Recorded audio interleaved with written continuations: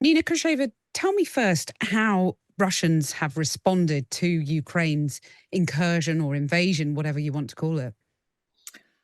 Incursion, I mean, it has been what, almost, it's 10 days. First, it was a giant shock, and the expectation was that 2, 3 days, maybe a week, it's going to be over. Well, it is not over. It is very unclear how much territory exactly the Ukrainians have taken. I mean, they say it's 1,000 kilometers. The Russians say it's less so. But the border villages in the Kursk region and also now in the Belgorod region were evacuated. So about 150,000 now been evacuated. So it is a serious issue. But as a lot of things that happen in Russia, it's sort of double speak, double think.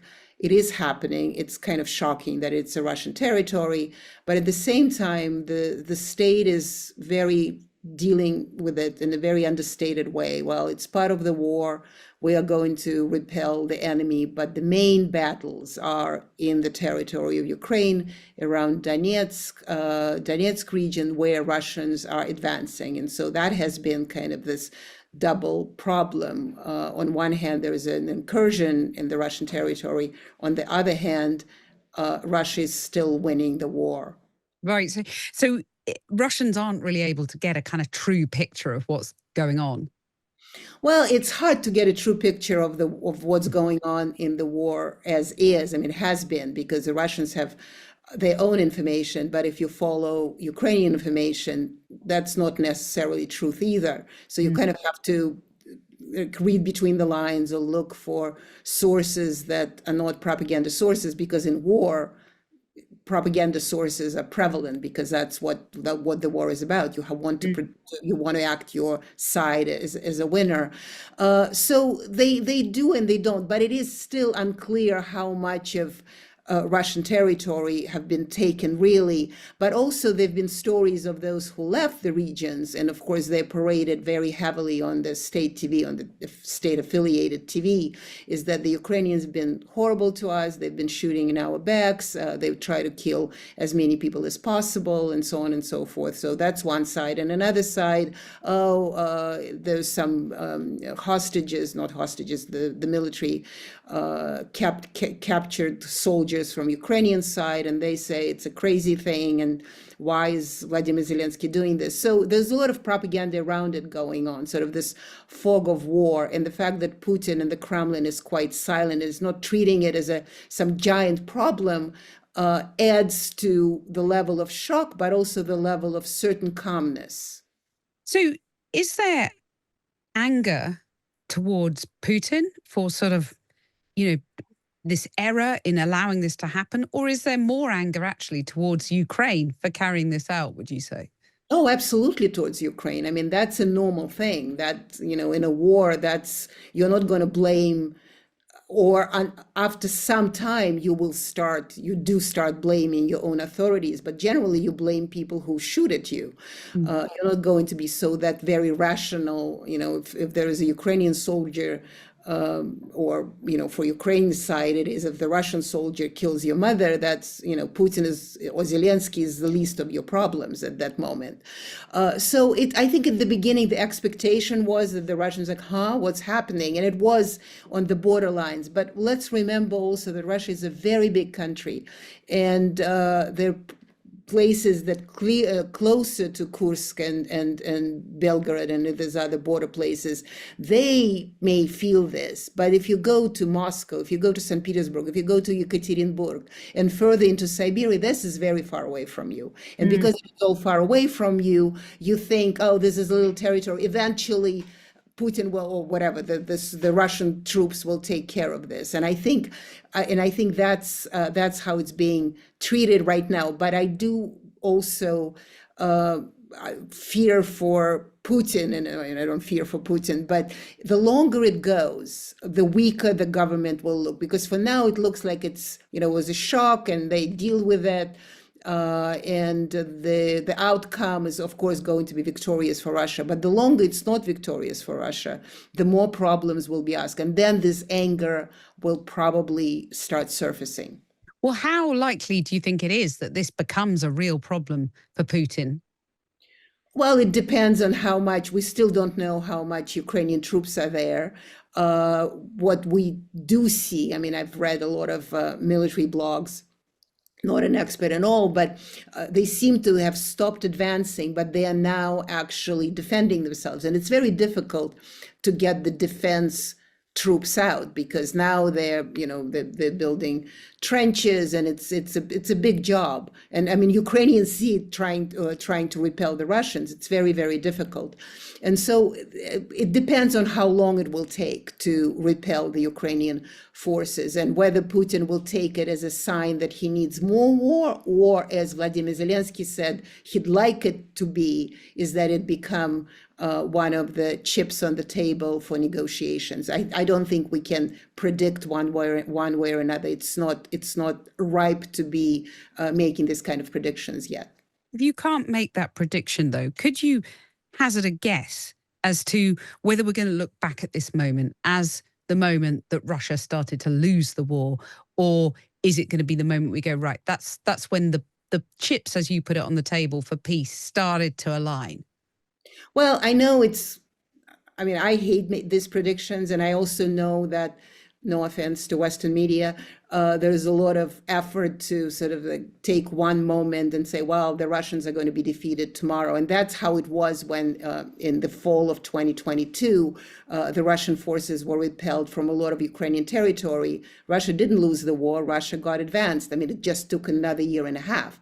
So in today universe, we can say, well, that's an embarrassment for Putin, and it might mean that there will be changes in Ukrainian favor. On the other hand, months from now, we'll look back and say, well, they repelled, or they didn't repel. But in the meantime, Russians got all the way to Kharkiv, which is also entirely possible. So yes, it is very, very possible. And I've seen in Ukrainian blogs, it's what Stalingrad was in 1943 during World War II. I'm sorry, I'm really not ready to make these predictions. It is possible, but from what I've seen on the Ukrainian side, I don't think it's strong enough to turn the tide. On the other hand, if there will be more incursions in the coming year, then it may happen that these incursions will turn the tide eventually.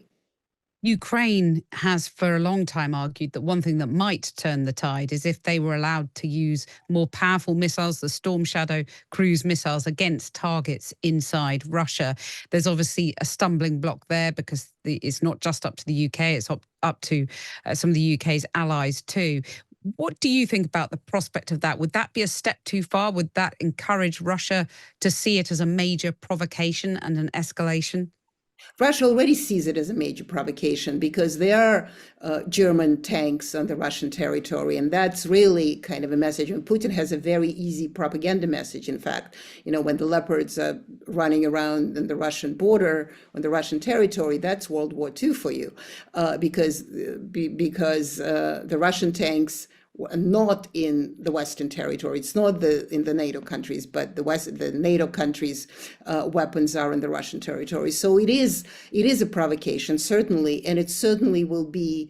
I mean, I don't know, but it can be a step forward towards escalation for Putin. What suggests that may not be, although depends on how far.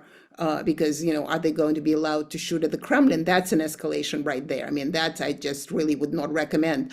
But how far they are allowed to be shot into the Russian territory, it's a question. But also what I am seeing, interestingly enough, is that, of course, this incursion for Vladimir Zelensky, he didn't want to negotiate. He seemed to have been pushed, but he didn't want to. And so they chose this route, knowing that the Russians would probably withdraw, at least from the conversation about negotiations, which Putin, by the way, did. But what's interesting, and I think Zelensky does want more war because it's very difficult for Ukraine to win against Russia the way it's happening now.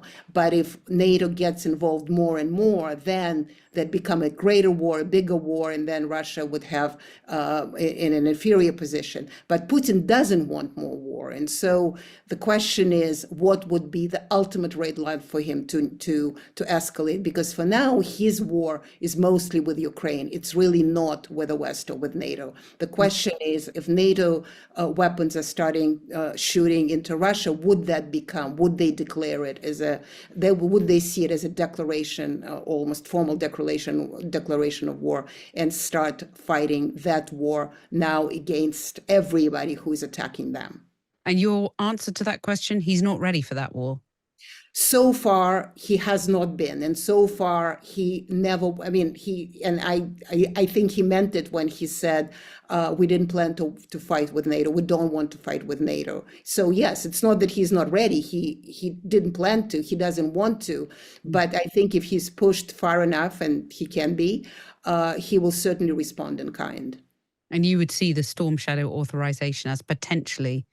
I'm not, but I don't know. I mean, as I said, it depends on how far they'll go. I mean, yes, shooting at the right square, yes, that certainly will be an escalation. It certainly be a provocation. It certainly would be a declaration of war. But I'm not a war expert, so I can't really predict the movement of weapons and how it influences politics. So far, Putin doesn't, and that's incursion suggests he doesn't want a bigger war. He fights in Ukraine, but it doesn't mean war is unpredictable. It doesn't mean it can go some other directions that we are not even imagining yet. And any little drop of fire or drop of I don't know, something can inflame it even further. And just finally, how strong does Putin look to you right now? Because many times we've all speculated, particularly in the West, that, the end is nigh. How strong does he look to you? Well, that's what I said. I mean, this is kind of a customary thing in the West. It's like, oh, he doesn't, or Russia is going to collapse tomorrow. It's a big country. It doesn't collapse the way the West sees it in a kind of evolutionary trajectory, linear way. It's chaotic. He's strong today. He's not strong tomorrow. Russia has been buried so many times. Putin has been buried so many times. So I think it is a weak state, because if it weren't a weak state, it wouldn't have curtailed all the freedoms that existed. I mean, it's still not 1937, not Joseph Stalin time, but still it is pretty close. So it is a weak state.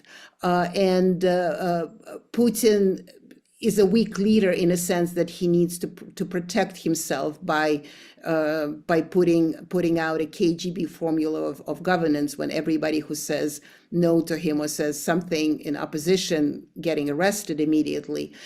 So that's a weak leader, but it doesn't mean that he is going to collapse tomorrow. It really doesn't. I mean, he may, but it doesn't. And what we're seeing, people are not going to go in the Kremlin to scream, bring our soldiers back. They may protest quietly on small batches all around Russia, but it's not going to be a giant wave of parades against him. So the expectation for him to collapse is that if his people around him, if the elites around him will get deeply disillusioned. I think they are waiting for him to be done soon enough, but I don't see how that they are ready, at least to kind of to expedite, let me put it this way, to expedite that process. So he may be weak. It doesn't mean that he's getting out of power tomorrow.